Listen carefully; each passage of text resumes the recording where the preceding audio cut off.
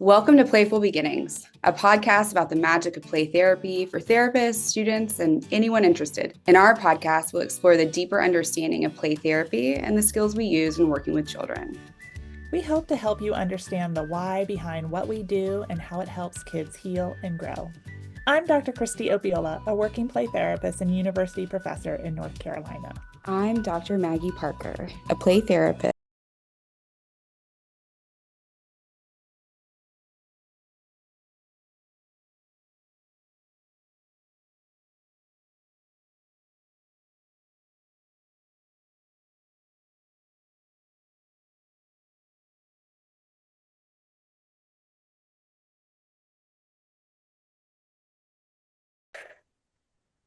Good morning.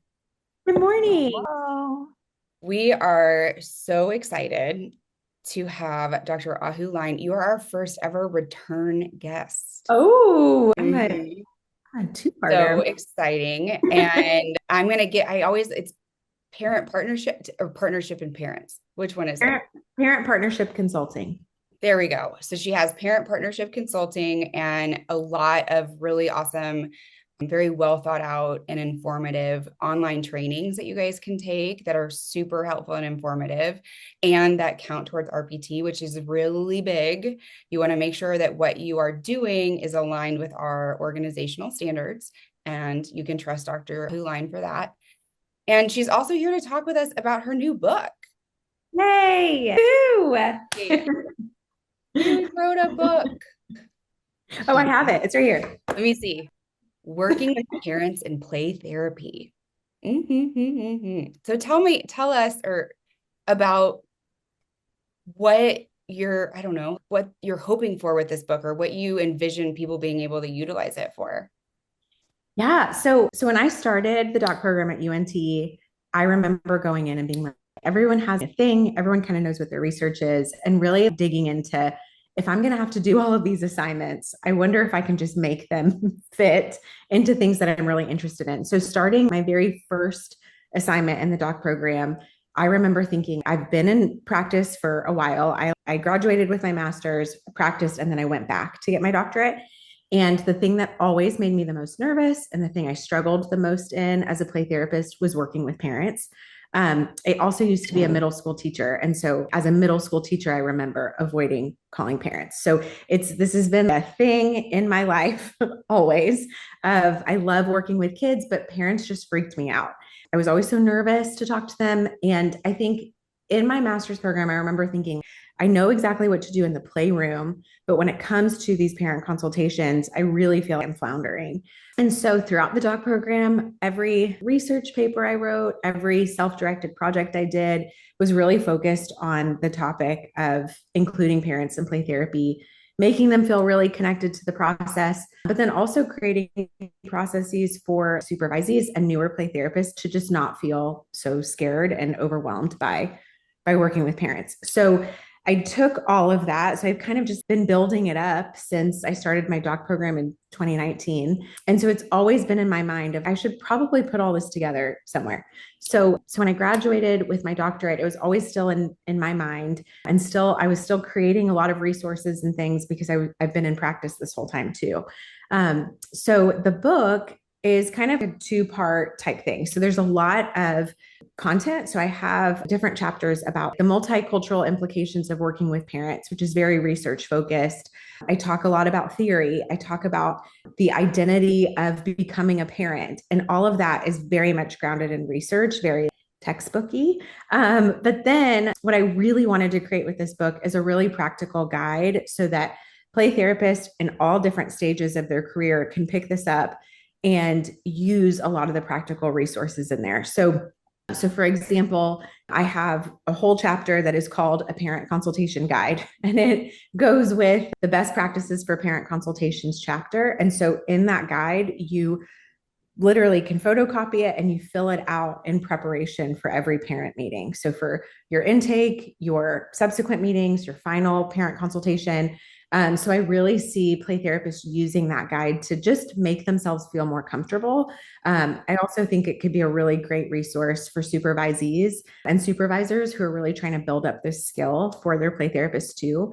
And then I created a parent guide to play therapy. So there is a 15-page photocopyable basically handouts that you can put together and put on your lobby desk, for parents who are just interested in play therapy. And it takes everything about play therapy and puts it in parent friendly language. And then in the back of the book, which I'm really, really excited about, I have 5 activities, including materials, steps, processing questions to really help play therapists develop their skills in working with parents. And then I have 5 activities for parents. So they're activities that I've actually used with my parent clients that are really developed to build empathy for their kids, to build empathy for their own experience as a parent. So it really is, to me, it's just, I wanted to think about what are all the resources I needed as a play therapist, and I wanted to just put it all together. Yeah. So that's it. That's what I made. That's awesome. Well, and I think it's really what I like is that there's the textbook piece so you can understand the why behind it, that it's not just here's that worksheet. Because I think sometimes it's easy to just tell me what to do. And when we do that, then sometimes what it is that we're doing and how we explain it kind of gets lost in translation. And then we don't connect as much with the parents, which is the whole purpose, right? Absolutely. Yeah. And I think that was what was really important to me too, is that so much of this is grounded in research. So, my own dissertation work is in there. The meta-analysis I wrote is in there, but then a lot of other people have done so much incredible research about working with parents. And so I really wanted it to be grounded in research and not just stuff I made up, so. Well, and I think what a helpful resource, as I think this is one of the things that trips up a lot of newer play therapists and experienced play therapists. I know a lot of the students I talk to, they say they do play therapy because they don't want to work with adults. And I'm like, that's cute. And because guess what? Kids come with adults. You're going to have to work with adults no matter who you are, what space you're in. So I think it's such an important book because I think this can be a make or break part of a play therapist's success, and their journey is a collaboration part with parents. Absolutely. And I tell people this a lot whenever I'm presenting too, is that the number of times I've heard someone say, oh, I was a play therapist, but I left the field because working with parents was too hard. Or, I used to have a full caseload of children, but it was so overwhelming working with parents that now I just work mostly with adults, or I've filled in half my caseload with adults. And so to me, we have these unbelievably talented play therapists. And I think the parent work is almost moving them away from play therapy because it can feel this daunting part of our work that really is just, you said, Christy, the make or break. And I think it takes a few bad experiences with parents to make you be, what are we doing here? And I work with adults, and I'm working with adults is so much easier for this very reason, right? I don't have to call up their mom and tell them what we did in therapy because they're my client. And so, yeah, I totally agree with you. I think it's the more we can build up play therapists' confidence in this, I think the more longevity play therapists have in their career too. Well, and the other part for me is we have so much empathy for children and we forget to have the same empathy for adults. Mm-hmm. And to me, that's where, it's one of the things I love about your book. I haven't finished all of it. I've started some of the chapters. I'm also moving. So listeners, give me a little grace because I'm in the process of moving. And so some other priorities have taken, but I will get through it all. And it's going to become a regular requirement in courses that I teach, because I do think it's a critical part, in particular for play therapy courses. But when we lose the empathy for parents, I think that's where it gets really hard. And for some reason, we can have empathy for kids, but we forget to have empathy on the other side. And I'm not a parent, but I've worked with enough parents to know how challenging that really is. And so many of them feel failures, and that, they're second guessing, and they get a lot of mixed messages from the community and society and their own family members and, their kids' teachers. And I don't want to be that same message. And so I work really hard, right, to engage with parents in a way where they feel partnered with instead of, enemy number one of the process. Right.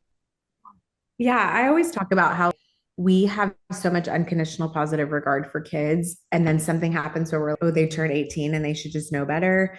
And, and the whole first chapter in my book it's called The Unique Experiences of Parents. And it was the most cathartic to write. Because I'm a parent myself. I'm also 34 weeks pregnant. So there's that on top of it all. But I remember becoming a parent. I was a play therapist for about 5 years before, and then I became a parent. And then I remember thinking, man, I know how much I cared about working with parents before, but the empathy that I sometimes felt maybe I could have lacked, because, for example, I always talk about how, in our intakes, we ask things, tell us about any developmental milestones that were a challenge, growing up. And parents will say things, oh, my child had colic. And you're like, okay, great. And I would just move on because I was, well, his kid's 10, it doesn't matter. And then my own daughter had colic and she cried for 8 hours a day. And I think about, if I sat across from a professional and I told them that, I want that empathy of, oh my gosh, that must have been so hard for you, right?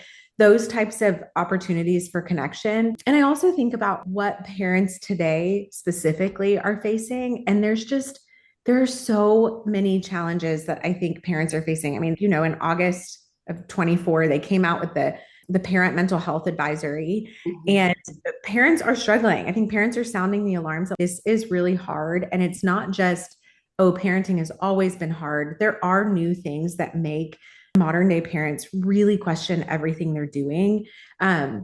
Specifically, I found recently, if you type in #parenting on Instagram, there are 25 million posts, because everybody is a parenting expert and everybody's going to tell you what to do, and everybody knows your kid better than you do.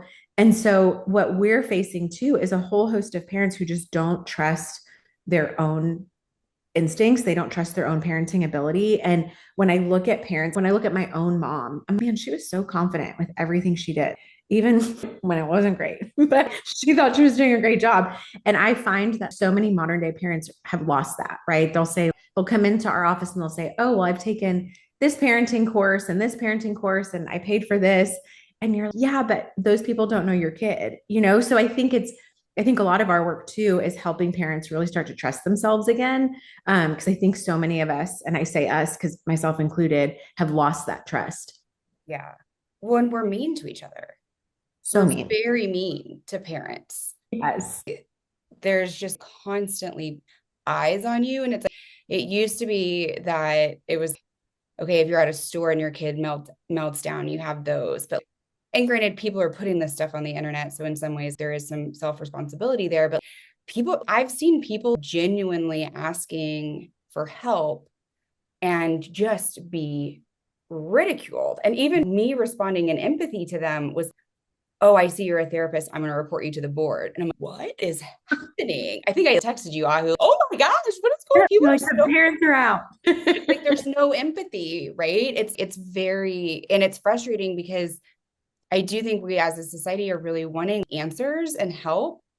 But you're right. I think that's the beauty and the downfall of child-centered play. And what we're doing is that there isn't necessarily one answer. It's all about the relationship. And so we have to talk with you first. We have to understand your child and your experience and your relationship. And that nuance is not coming through in what parents are receiving. Yeah, right. And I think I always talk about this too. Parenting is so public. Parents feel so judged. And so then if they sit across from us as a play therapist and they pick up that same, even if it's a little inkling of it, that same judgment, immediately they're going to shut down, right? And think about how vulnerable it is to bring your child to play therapy. That is a terrifying thing to say, this person I raised, I don't know what to do, and now I have to come to you for help. We have to remember, we're not the first person they came to. Exactly. We're probably the 50th or 100th person that they've already sought support from before coming to us. We are often not the first effort. We are closer to the end effort of working with their child. And so I remind myself of that frequently, right? The position of coming to us, that level of vulnerability, and that, I think, just fear. Mm-hmm. Right? Of what did I do to cause my child to struggle this much?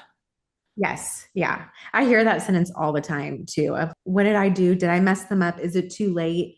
And I think when you care so deeply about building a relationship with the parent, you'll start to hear more and more of those sentiments, which to me, I'm great. We're building rapport. They're starting to trust me and open up because all of that fear and worry sometimes manifests in things like anger and defensiveness. And I think that's where play therapists really struggle, myself included, right? When someone comes at you and they're mad and they're saying, this isn't working, or are you just playing in there? The underlying emotion behind that is fear and worry. And so, yeah, if we can start from the very beginning, building that relationship with parents, then hopefully we avoid some of those more angry conversations that I think are what play therapists are so terrified of. Yeah. Well, and separating it out is that anger and frustration, that's not us really. That's just their experience. And so that also deserves empathy. Just we would, if a child came and was angry at us, right? Or a client, that's the same kind of thing. And I know it feels different when you're with a parent. I say this, and it's like when I'm in meetings and someone comes at me, I don't respond therapeutically. I respond as a human.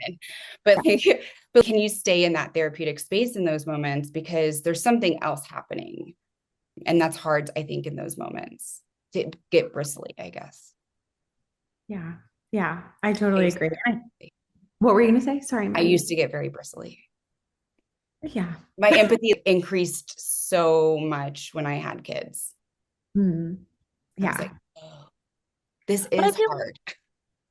I do want to speak for those who are listening who may not have kids yet, because I don't have kids, right? This is something I think we can learn. We just have to really listen and check our judgment. And I have had to practice this in all aspects of my therapeutic work. And it starts when I'm at the grocery store at 9 o'clock at night and there's a 4-year-old who's losing their cool and the parent is maybe not choosing their best parenting strategy, and in my head I'm judging. I'm being, why do you have a 9-year-old out, or why do you have a 4-year-old out at 9:30 at night? Of course they're tired, of course they're losing, right? That's judgmental, where I have to say, gosh, this family, right, what level of support do they have that they're bringing their 9-year-old? Do you know what I mean? Right. You kind of have to switch your mentality a little bit. And I remember being in Trader Joe's one night and the scenario, but there were 3 kids, all of them under an age that they should be in bed at 9:30 at night, right before Trader Joe's closes, right? And all the parent wanted to do was rush through Trader Joe's and pick things up and get out of there because it closes at 10, right? So you also have a fine line of, I don't have time to wander through the store and pick up everything, right? Which is what some of the kids were wanting to do. And I remember other parents avoiding them, making comments under their breath, right? And I remember I think I walked by and said something to Mom, you are doing an amazing job. This is not an easy task. And she got a little bristly with me. And then she saw me at the checkout counter and she said, thank you. Because I think at the moment, you're always on guard as a parent because you're so used to being judged instead of people seeing that you're doing the best that you can. Yeah. What if this is a single parent that doesn't have other support and she just got off a double shift and she picked her kids up from the daycare, someone's house, to then now bring them home because she can't afford private, babysitters or whatever. We just have to go about this differently. But for those of us that don't have kids, right, we can still grow this empathy is what I want to say and share for the play therapist. But we may have to really do some self-reflection of, why do I feel biased about this? Where is this coming from? Right. Within me? Is it my own feelings of inadequacy because I don't have kids? Is it related to my experiences being raised? Is it kind of the community message we get? But we do have to do some self-reflection on this. Well, and because it's not, you can't just wait until you have the experience in order to gather the empathy. That's not how therapy works. Because then we'd have to experience all of the things of the clients that we are seeing, right? We have to be able to develop that. And, but I do think as a play therapist, right, it was an insecurity for me for a long time that I didn't have kids and I don't have kids. And, it was something that I felt that I potentially was lacking. And what I just want to say to our listeners is, you don't have to have kids to be empathic towards parents, right? But this is a skill we can learn for ourselves. And it doesn't make you any less worthy as a play therapist to have kids or not to have kids. Because some people are blessed with the ability to have kids and some people are, aren't able to have kids. And both of those make you no different or less worthy as a play therapist. Yeah. Well, so in the first chapter, I actually have a self-assessment to build a lot of self-awareness, and it's split up into two. So there's a self-assessment for people who have children or identify as parents, and then a self-assessment for those who don't, for that exact reason. Christy, I think something I say often too is that becoming a parent also made things challenging in a different way for me. There's oftentimes this feeling of guilt where when I work late on a Tuesday night, I know that it impacts my unconditional positive regard because I just want to be home with my kid right now, and she's thinking to herself, well, you're playing with other people's kids. Why aren't you playing with me? Or I do sometimes get into my own idea of what would I do as a parent. Maybe I'm triggered in ways that I wasn't before.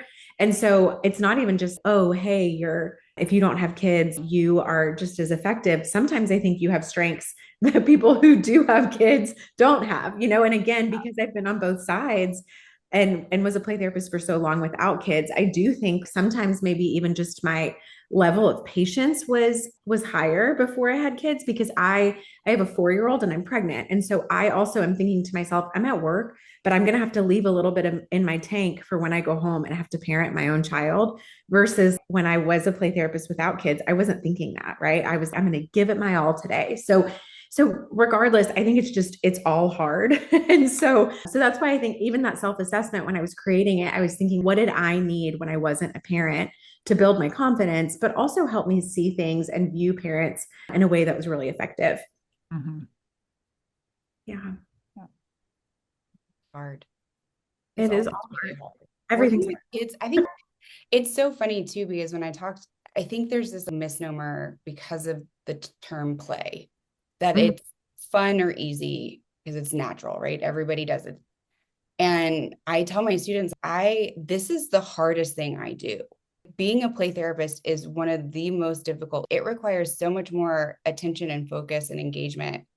And, it's, again, all of the dynamics that everyone's recognizing and having to understand ourselves so that we aren't, inputting ourselves onto our clients. And it's just a tough job. And I think anything you've provided that makes it easier to understand ourselves, to understand what's happening, and then understand how to explain it is really, really beneficial.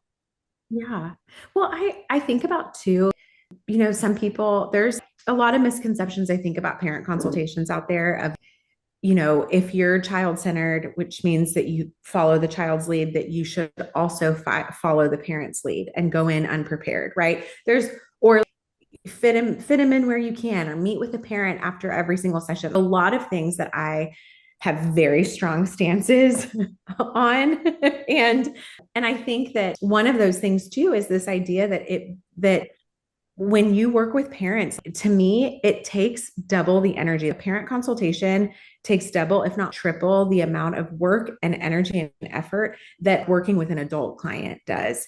And so don't put 5 parent consultations in one day. You're going to be really tired, right? Because you are responding in the moment. You're thinking on your feet. You're talking about your theory. You're talking about the progress of play therapy. You're doing assessment. You're talking about progress toward goal. You're collaborating with goal setting. You're thinking about the cultural implications, right? Your brain is firing on so many cylinders. And so you have to go into those meetings prepared. But I do think that if we just almost treat working with parents the same as an adult individual session, we're missing so much of the nuance there too, But yeah, it's hard. It's all hard. Yeah. Moral of the story.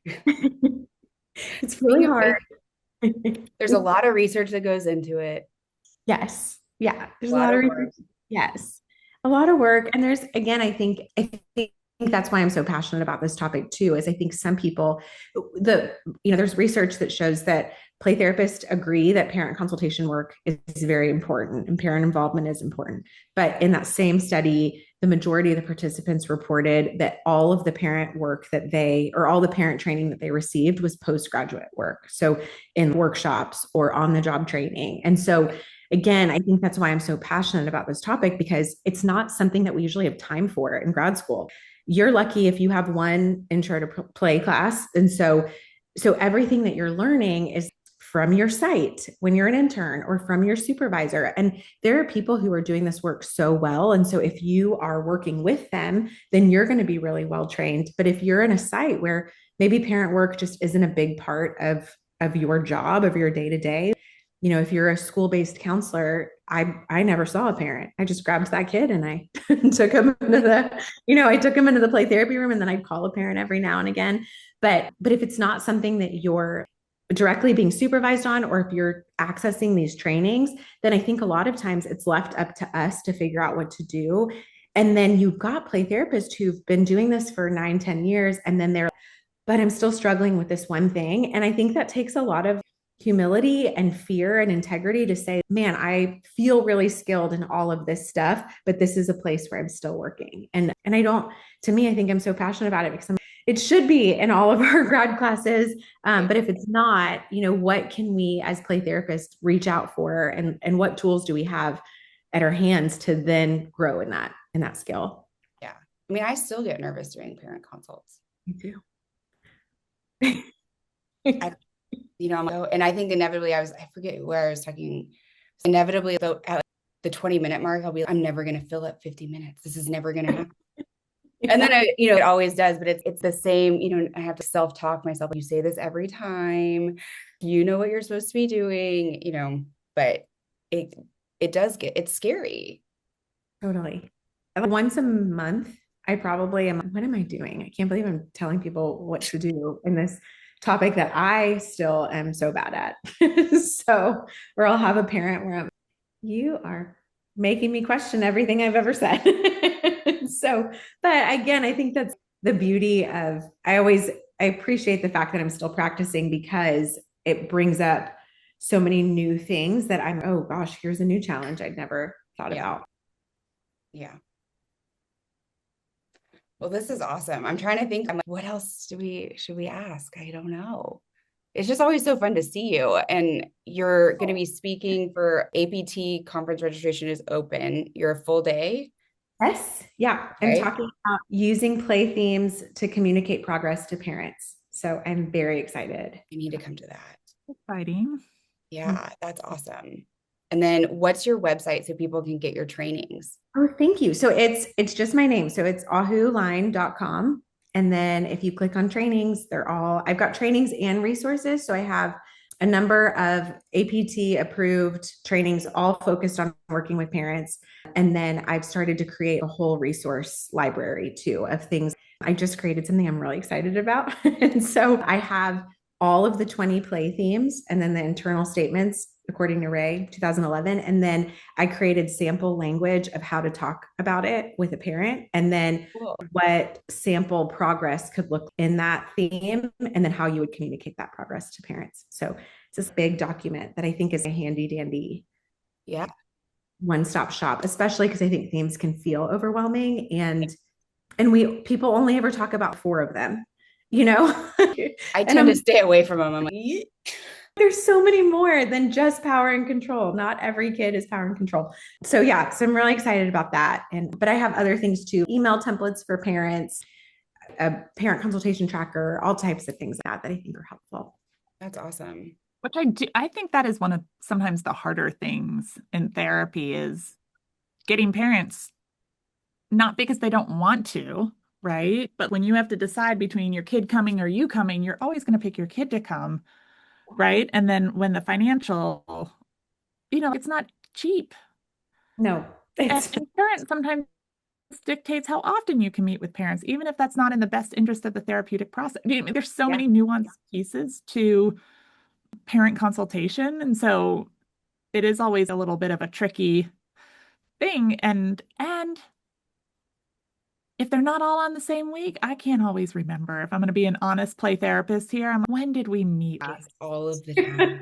Right. So I think a tracking sheet is really helpful to keep everyone in line, to on top of it, not in line, that sounded terrible. Right. But on top of what was going on, to make sure that you are engaging parents. Because I can't tell you how many clients that I see where someone will say, I've never met with the play therapist. Yeah. And I'm like, what? I had a lot of parents formally or informally, they're either. And I may have a few less formal than I wish to have, but hey, informally talking with parents, I feel pretty regularly. Yeah. Yeah. And the parent consultation tracker is free. But I'm making a new one in the next couple of weeks too for supervisors so that supervisors can also hold space for their supervisees of, hey, let's talk about all of your clients. When were these parent meetings? What's coming up for you that might make you avoid this parent, that type of thing. Because again, I think really strong supervision around this topic can just be so beneficial for counselors. And as a supervisor myself too, sometimes it's hard when you've got so many supervisees and then they all have so many clients. And then you're like, wait, have you talked to any of their parents yet? Or are you avoiding this one because they make you a little nervous? And that's okay. Yeah. Yeah. I find that supervisees talk more about parent consultation than sometimes they do the sessions. Really? They feel so anxious. What should I share with them? Oh, what are you thinking? Yeah. Yes. But you know what you're doing. You just have to put it into words. So yeah. So, but I really do. I just feel so strongly too, where the more resources we have, the more things that we have, the more language that we have too, how to talk about CCPT in a way that's effective. I think that's something that I know play therapists really struggle with, especially CCPT play therapists of, I know what I'm doing and I know what I'm doing is effective, but how do I put that into words that parents understand? And then how do I not cower when they say, hey, I need you to be a little more directive because this isn't working, right? How do you trust yourself so much and communicate it in such an effective way that parents are on board with you? I think that's such a hard skill, but such an effective one. Mm-hmm. Yeah. To be able to respond and stay aligned and attuned. And it is hard. And it's hard when you're training people you can't practice for every scenario, And so that's where it's so important that you really understand the theory and you really understand what it is that you're trying to communicate, I think. Yeah. Yeah. So I have one of the recorded trainings I already have is about using play themes and CCPT and communicating progress. And so, in there too, I talk about what are the stages of CCPT, get yourself grounded in this, because I do find in my own experience, when I tell parents, here's what I anticipate will happen, and we're at week 4, and this is where your child is, and here's where I expect them to be in a few weeks. I feel parents are so much more trusting of that than, I don't know. I mean, sometimes it works and I'm just following, sometimes that language with parents can be really hard. But even when you say, no, there's a process of CCPT, there is something we can anticipate will happen. And maybe it won't happen in 4 weeks, but we know that's where we're headed. That roadmap language, I think, really helps play therapists also feel more confident. So I talk about that in my training, and I'll talk about that at APT too, because I'm like, we got to get this verbiage strong as CCPT play therapists so that parents trust us, because I know what we're doing is so meaningful. It's just we have to be able to communicate it. Maggie's heard this from me, and my students have heard it 1,000,001 times. The word just, we need to delete that from our vocabulary as play therapists because we minimize ourselves all the time. Well, we're just playing. No, you're not. I just said it. It's under my skin because that's not what's happening. And it also conveys we don't have a lot of confidence or trust in ourselves to know what's happening. But we use it too often, either because it's a habit or we are doubting ourselves or we're unsure. But it is, I think, a problematic word, in particular when we're talking with parents or other professionals. Yeah, absolutely. Yeah, that's the title of my training. So are you just playing in there? because you hear it. And I think when we flounder and we say, yeah, kind of, then parents, I think about it. Therapy in private practice too is expensive. It is a time commitment.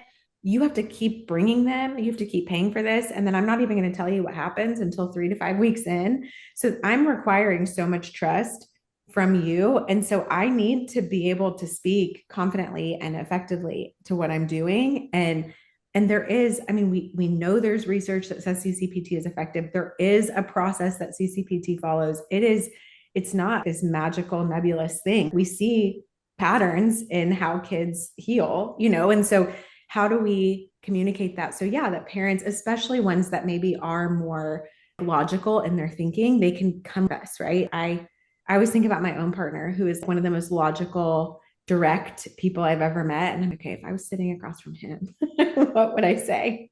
Because you have so many parents that, Yeah. will say, maybe this isn't going to work. I'll just go find a CBT therapist because they'll tell my kid what to do, Yeah. Yeah.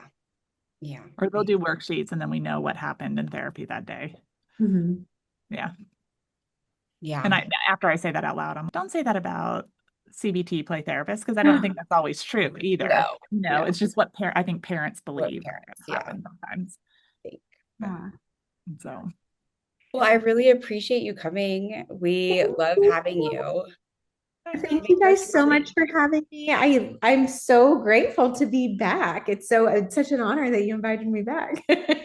So our first repeat guest. This is so fun. And I believe she was one of our first guests. You were. We're going to have to get SNL jackets, 5-timers club or something, if we're around long enough. I would love it. I'll wear all my merch from you guys. I know. By the way, we don't own any merch, but I know. Maybe we should get some. I've got the cup. You got the cup. You were the bingo winner. I was a bingo winner. Bingo. Yeah, we got to start planning now for APT, Maggie. Yeah, we did bingo. Bingo has been a big thing. We did it. They asked me to do it for ACAC because I'm the president-elect. And so Caitlin Frawley was, do it. So we did there. And then we did Mother's Day baseball bingo because we had a double header. So I'm all about bingo these days, but we should get just more merch and fun.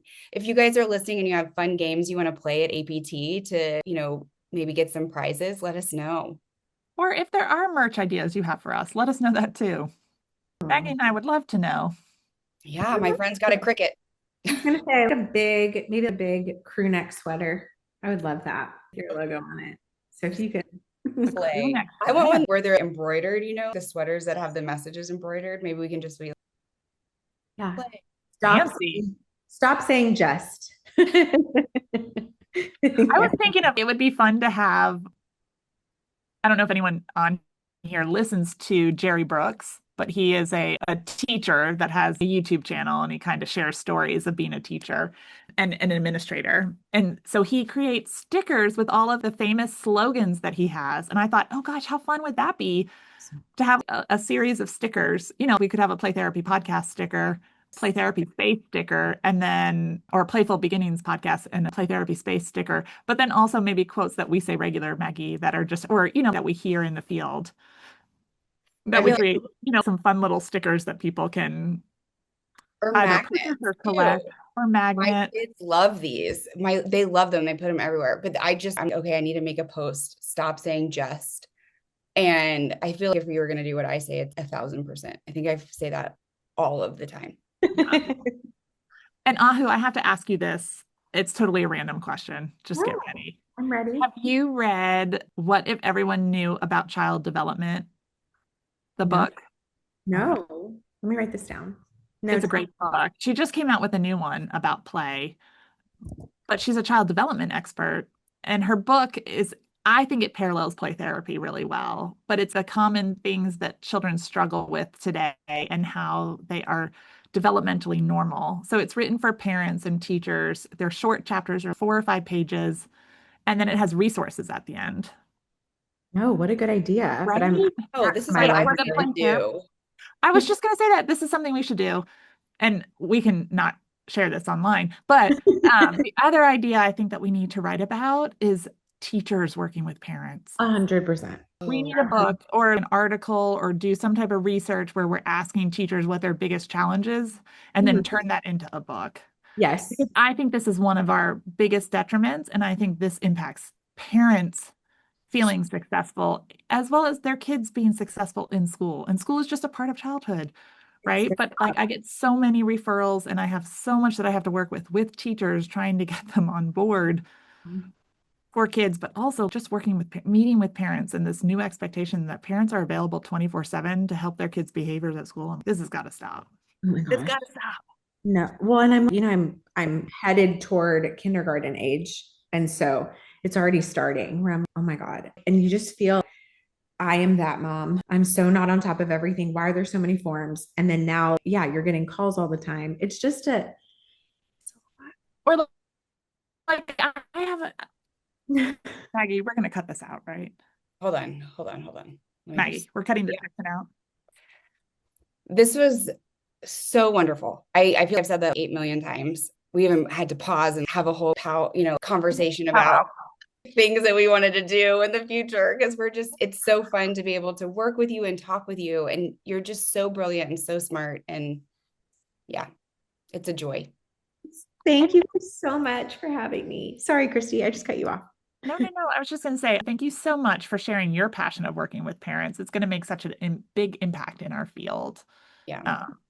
And I think you're, intended or not, right? It starts kind of a legacy of really making sure that kids and families get the best quality care. And that's really what I hear the passion of your book is. And so thank you for sharing it with us. And I hope our listeners order it. You can get it on Amazon. Amazon or Routledge, or I think, yeah. All the places. You can also, if you're going to be at APT in the fall, you can go to Ahou's session, but don't register too quickly so Maggie and I can register first. Hang on. I believe you're speaking at the Northwest Play Therapy Conference in the Seattle area, correct? Yes, yeah, I'll be in Portland on June 1st. So I'll be very pregnant and very excited to talk about parents. So I'm excited. Are you speaking anywhere else this summer? No, this summer I'm gonna be staying put, having this baby, and then I'm gonna be back in the fall. So yeah. Well, we wish you a very safe and bonding end of your pregnancy here and first few months. And we are excited to meet your peanut at APT because I'm assuming they will be there with you. Yes, I think I'm gonna bring them. I'm gonna bring both peanuts. So well, if you need a babysitter while you're doing the keynote, let me know. I will happily cuddle. I know you're the keynote. I forgot about that. You're the keynote. She's part of a keynote panel. Yeah. Yes. So I am so nervous. I'm already sweating about it, but you'll be great. You're gonna be great. I'm like 90% proud, 10% jealous. Maybe thanks, Maggie. So awesome. It's so great. Yeah. It's so lovely to have you. Thank you so much for your time. And for our listeners, don't forget to subscribe to Playful Beginnings podcast. If you want to have a chat with Maggie and I, you can always send us an email at info@playtherapyspace.com. That is the one we check the most often, but if you want to personalize it to one of us, you can do Maggie@playtherapyspace.com or Christy@playtherapyspace.com. And we look forward to seeing you guys next time. Bye, guys. Bye, y'all.